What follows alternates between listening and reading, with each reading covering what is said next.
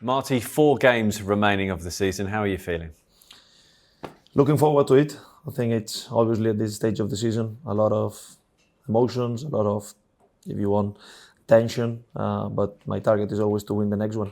So I don't judge so much how many is left.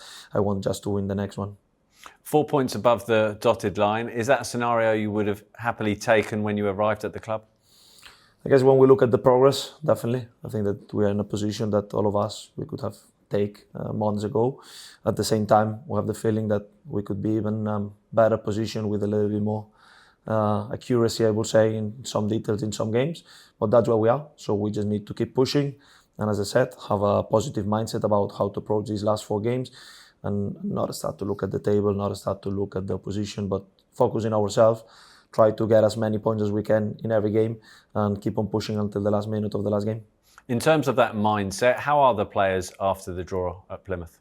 I think it's mixed feelings because for us it was very important to have a strong reaction, and I think definitely we had a strong reaction in terms of the performance, which I think it was very, very good for many moments of the game. We were very dominant. We created chances enough that I would say 9 over 10 times this is a game that we could have win.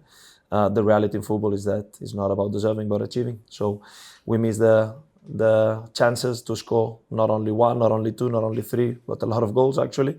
And the reality is that then we conceded in perhaps the only mistake we had in a set piece. That's the feeling that we could have get much more, but at the same time, it was very important to show attitude, to show that we were angry about the previous game, and the reaction and the attitude was definitely there because since I came here, I think the attitude of the guys has been excellent, and once again, they show it. In the current scenario, you have QPR fans and fans of other clubs in a similar situation in the Championship, looking at other results, looking at other fixtures. Is that something that you do, or do you avoid that? Yesterday, I had some members of the staff texting me about the games results. I look games, I watch games. Yesterday, I was watching as well a bit of Championship, a little bit of Champions League. I think that it will be useless to spend a lot of energy on what other teams are doing. I think it's part of the motions. I understand that the fans will do it. But at the same time, my focus is on ourselves, and I have huge respect for all the teams. There is a lot of good players, good coaches, good teams involved in this crazy relegation battle with a lot of teams. But my reality is that I cannot control things out of my team. So I'm fully focused on trying to win the next game, and this will be as it is until the end of the season, because I think that what other teams are doing, it's fine, but the most important, especially in the position where we are, is what we do.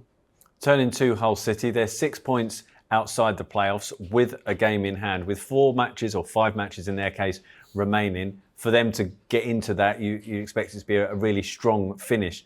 Does that make them easier to plan for in terms of how they will approach this game? I think that sometimes we try to draw some kind of conclusions based on the table, and I think that every game has its own life. What I know is that they are a very good squad, they are a very good team with a very clear identity, very clear way of playing that they already show when they play here at home at Loftus Road. We beat them, but it was a difficult game, and they signed a lot of good players both in summer and as well during the winter.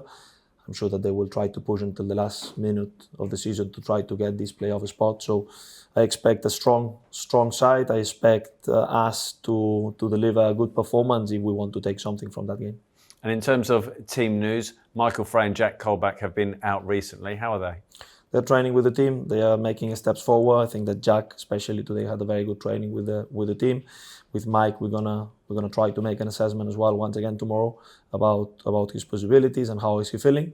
And for me, the most important is to arrive at this moment of the season with almost all the squad, all the players available, which shows that we have done a good job in terms of finding the right way to load them, the right way to rotate the squad, and especially in a run like this one with 5 games in 16 days. We could see that some players were really tired, cramping in the second half against Plymouth, but it was because it was a very demanding game, because we come from a difficult run.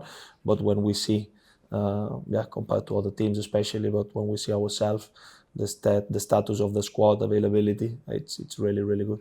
Best of luck. Thank you very much.